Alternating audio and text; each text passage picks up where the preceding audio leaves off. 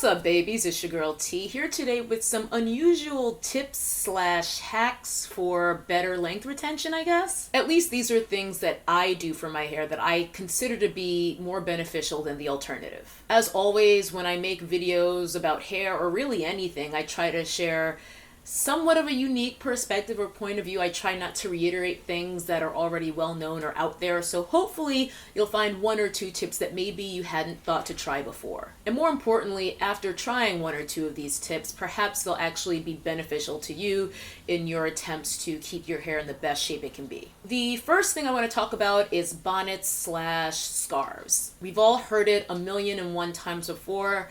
Protect your hair at night by wearing a silk or satin bonnet. We know this. However, one weird thing about almost all silk and satin bonnets is that there's one side that's super shiny and slick, and then the other side that's sort of dull and a little bit more textured. And that dull slash more textured side is usually the inside, i.e. the side that is actually laying against our hair when we're sleeping. The idea of the silk or satin bonnet is to create as little friction against our hair as we can so that our hair strands just kind of glide against the fabric, and far less moisture is leached from our hair than would be with, say, cotton.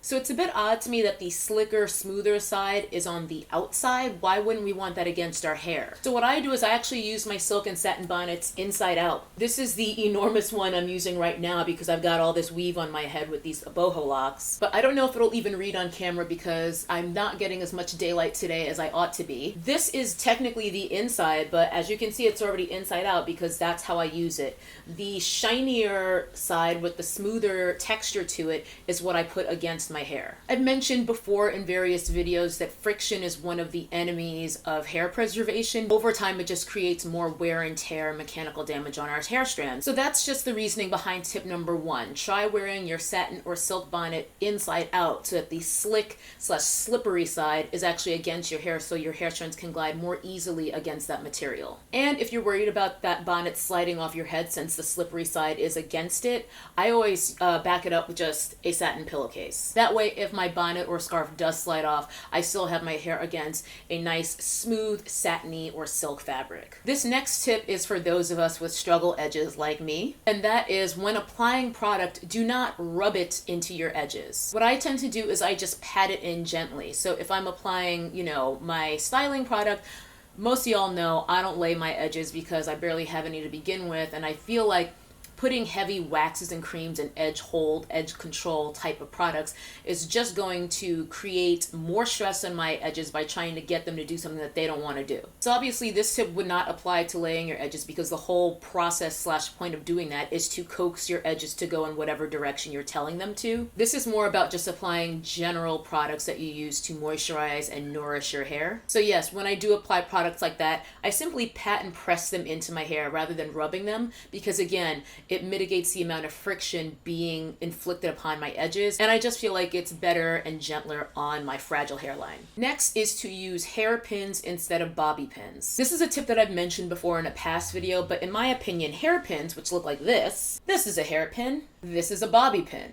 This is actually one of the larger bobby pins that you're more likely to use to secure a roller in your hair, but it was all I could find at the moment. Where do the bobby pins go? Does anybody know? I can never find them, and I feel like I've bought literally thousands of bobby pins and I can never find one.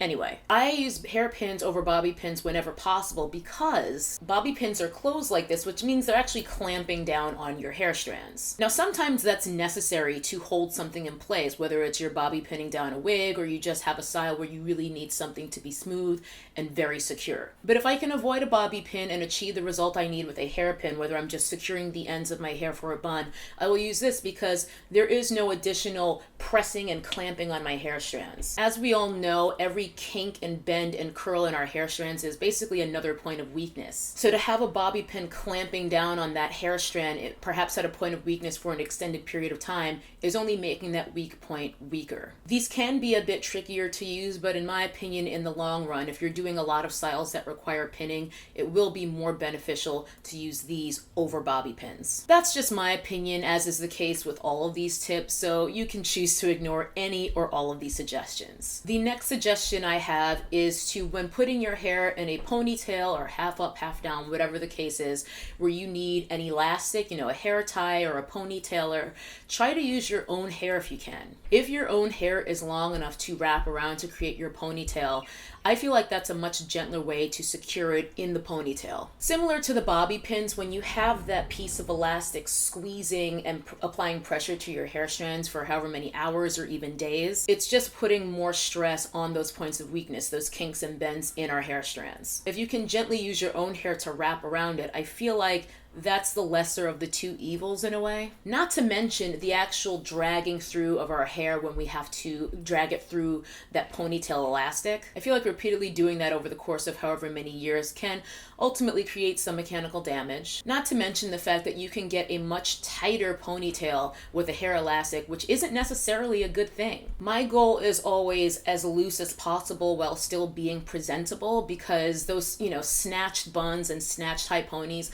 while they might look great for some, I only think about the damage that it could be causing to our follicles and our hairlines because of all that pulling and tension. So for example, with this style where I have these boho locks, crocheted extensions, whatever, or if it's my own real hair only and just some twists or braids, I'm much more likely to just take one of them, secure my hair with one of the locks or one of my twists or braids in the ponytail rather than using an actual ponytailer. It allows me to control the tension around my hair much easier, and I feel like it looks neater anyway, because half the time you want to cover up that elastic anyway with some hair as it is. The next tip is to wear sleeveless or off the shoulder tops as much as possible whenever you are wearing your hair in a down style. It matters less for me right now because most of this is crochet, meaning this isn't my actual hair resting on my shoulders and rubbing against my clothing. But when I do wear my real hair down in a braid out or a twist out or whatever, I feel like it's much better for my strands to graze against my skin as much as possible rather than fabric, because many of the shirts we're wearing are cotton and things that aren't really the best fabrics for our hair as it is. It's creating more wear and tear on our strands as they're grazing against our clothing throughout the day, whereas with our skin, provided we're doing our exfoliation, it's rubbing against a much smoother surface and something that is far less likely to cause damage to it than a rougher fabric that might even also leach moisture from our hair. Next up is a tip that I've also talked about probably in just wash day videos or styling videos, which is to, whenever I'm doing braids in my hair rather than twists, I will still twist the last inch or so of my hair. The reason I do this is twists are generally more gentle on our hair strands than braids anyway, and not to mention it's much easier come takedown time to unravel a twist than a braid. By doing this, I find that I'm much less likely to encounter knots at the ends of my hair, or at least encounter knots that I'm more likely to be able to detangle, rather than with a braid where I'm usually having to get, the rat tail comb and try to pick at it, which is just causing mechanical damage again in a way that a twist probably won't. If you really want to level up on keeping your ends stretched, I would recommend adding a hanging bantu knot or just using a roller at the bottom of your braids or twists as well. That's something that I like to do, especially after a fresh wash, because it keeps my ends stretched, it helps me cut down on my single strand knots, and that ultimately makes it easier when it is time for me to undo those twists or braids. This is a tip that you'll have seen me do even if I didn't explicitly refer to it or explain it in pretty much any wash day video I've ever done, and that is to hold the section of hair that you are working on taut when you are shampooing it in the shower or wherever you shampoo your hair. In other words, when I shampoo a section, I will hold it by the ends and then I'll go in and agitate the shampoo on my scalp while making sure to keep the hair elongated and stretched, just so that it has less opportunity to shrink up and bunch up on itself, especially since as I'm agitating the shampoo in my scalp,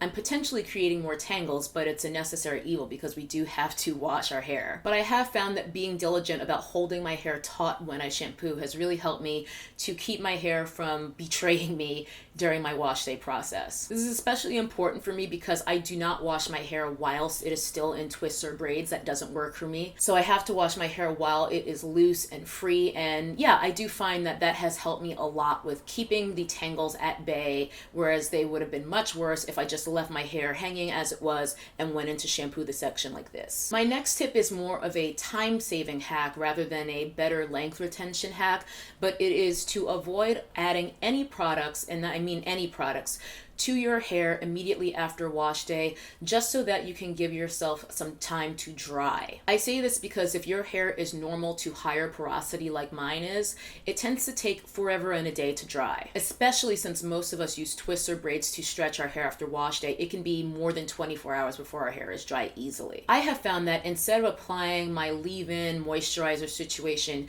immediately after washing, if I know I need my hair to be dry more quickly, I'll actually wait to do that, and I'll just go ahead and twist and braid my hair while it's in the shower, using the running water to help me keep it elongated. And then I'll leave it alone, whether it's for a couple hours or overnight, and then I'll just apply my moisturizer the next day. This allows my hair to dry way faster than it would if I layered that moisturizer right on top after my hair was still quite wet from wash day. And because I don't wait until my hair is bone dry, I don't have to worry about my hair getting so parts that I'm actually worried about it like passing away. I don't let my hair get to the point of being completely dried out before applying my product, but I do let it get mostly dry, probably 90% dry, go in with my product and moisturize it then, and it takes way less time for it to get completely dry doing it this way. So that's just a little time-saving tip. My last tip slash hack is also a time-saving one, and that is to not sleep with a silk or satin bonnet after your wash day. I know, the scandal. Once again, this is just if you really need your hair to dry quicker and not take forever and a day to dry. But what I do is I'll just sleep on a silk or satin pillowcase instead. That way I don't have to worry about my hair getting too jacked up. It's still pretty much protected, but it's also not covered, so it's getting far more ventilation, so to speak,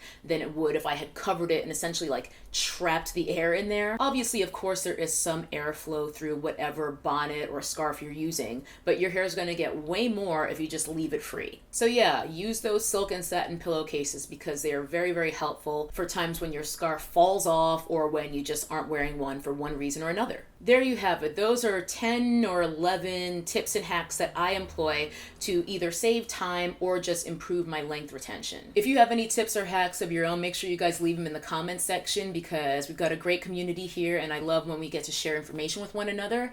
And that's going to do it for this one. So thanks so much for watching and I will see you guys in the next video. Bye-bye. That's a nappy-headed hose there, I'm going to tell you that now.